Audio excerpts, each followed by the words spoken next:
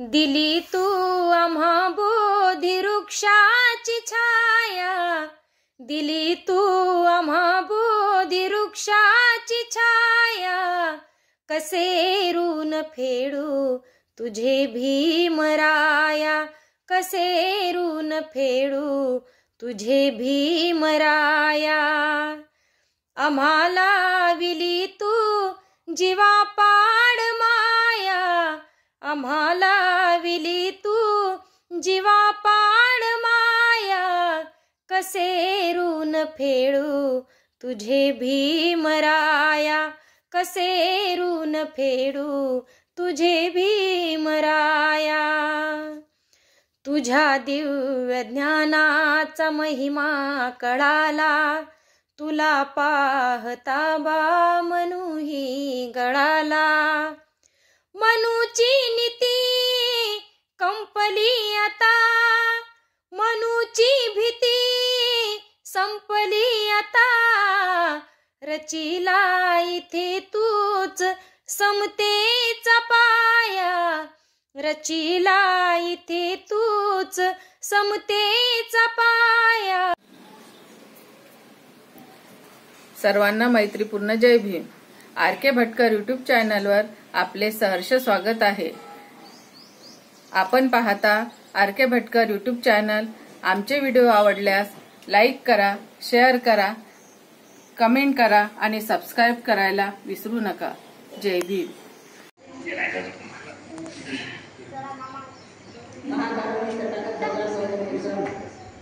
परमपूज्य बोधिसत्व डॉक्टर आंबेडकर यांना माझा परिवार वंदन।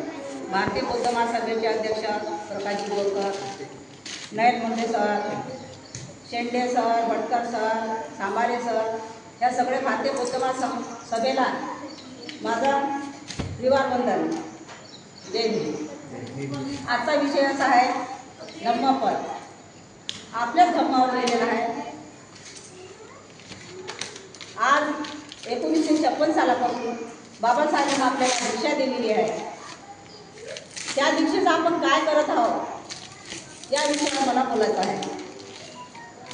आज आपण गावोगावी जातो, डोळे असून आंधळे बनतात, कानं असून बहिरे होतात आणि समाजातली झगडे करतात। बाबासाहेबांना झगडे करायचं नाही सांगितलं, बाबासाहेबांना एकजुटीत राहायचं सांगितलं। कोणत्या मागच्या महिन्यात कोणत्या तरी आपण खेळत गेलो, तिथं 3 बाया, गावात 3च लोक राहतात काय? बाबासाहेबांनी काय नाही दिलं तुम्हाला? भगवान बुद्धाने त्याग केला। एवढे 3 महान करून आपल्यासाठी त्याग केला ना त्यांनी। आणि बाबासाहेबांनी 4 मुलं मातीत गाळून आपल्याला चांगला मार्ग दिला, रस्ता दिला। त्या मार्गाने चालण्याचं सांगितलं तर आपण सडक सोडून आपण काट्यानं का चालतो हे म्हणजे कळत नाही। तर एवढा आपल्याला मोकळा मार्ग दिल्याच्या नंतर जर आपण काट्यानं चालतो, आपल्या समाजात काय अत्याचार होत आहे, महाबोधीवर किती चाललेला आहे, आपल्या संविधानावर किती चाललेलं आहे हे अजूनही लोकांना कळत नाही। समाजातली एकी करून आपलं संघटन करत नाही। संघटन करायला पाहिजे। समाजात एकी जरी ठेवली तर आपल्या समाजावर असा अत्याचार होणार नाही। पण आज कोणत्याही जा कुठं गेलं, बाया कामावर गेल्या, अरे आजच्या दिवशी तर तुम्ही घरी राहा, आजच्या दिवशी तर तुम्ही आपल्या विहारामध्ये या। 4 लोक काय सांगते ते कानात ठेवा। अरे मी पण कामावर जाते, मी माझं विहारातलं काम करून मी कामावर जाते। आणि आज असं म्हणजे आज आपला हा ग्रंथ वाचन आहे। ग्रंथ वाचनाच्या सुरुवातीला सगळ्यांनी आपली एक मीटिंग घ्यायची। आपली मीटिंगीतली काय करायचं आहे काय नाही सगळ्या बायांनी आपलं एकत्र येऊन आपला सहभाग घ्यायचा। तसं नाही करत।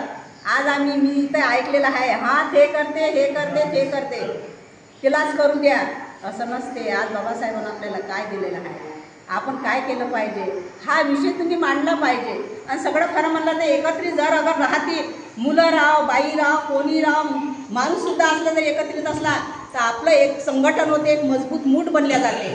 आज आपण त्या मुठीला मजबूत नाही करत आहे, आज आपण त्या मुठीला आपण सोडत आहे, म्हणजे सोडून देत आहे आपण। त्यांना तसं नाही चालत। आपल्याला जर आपण एक मूठ ठेवली तर आपली ती एकजूट मूठ राहिली पाहिजे, हे माझं म्हणणे आहे।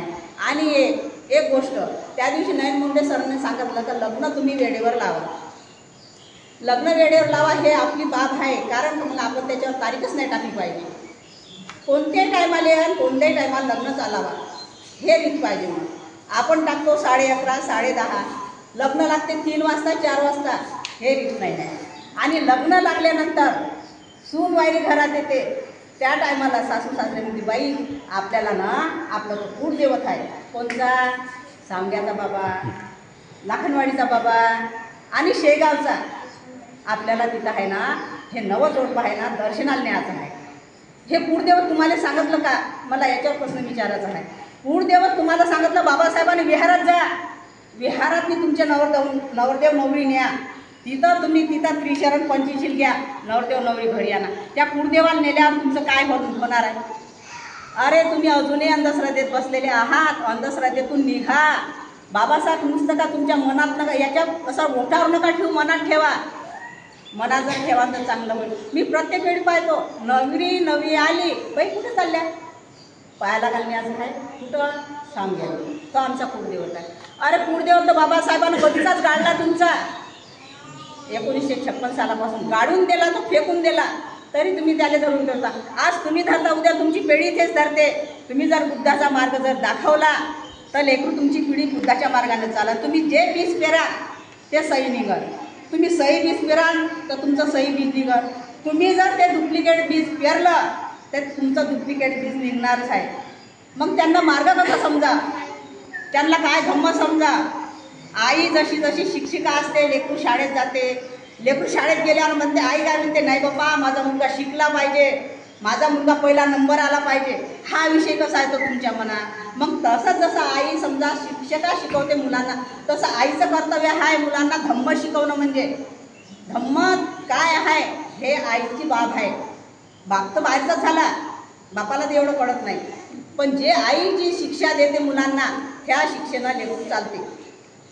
मग असं का बा अजूनही अंधश्रद्धेत का बसलेले बाहेर बाबासाहेबाचा भगवान बुद्धाचा फोटो लावतात आणि घरात तुमचे 33 कोटी अजूनही आहे. त्या 33 कोटी देवानं काय केलं तुमचं, तुम्हाला जर डोक्यात भरायचं आहे तर तुम्ही बाबासाहेब भरा, भगवान बुद्ध भरा, सावित्री भरा, रमाई भरा, जिजाऊ भरा, जिनं जन्म दिला ह्या महामानवाला त्या भीमाईले भरा, तेव्हा तुमचं चांगलं होईल. नाही तर हे तुम्ही जर 36 कोटी घरात जेव्हा गुंता, आणखी तुमच्या मनात भूत येतात, मन साफ राहत नाही. हे भूत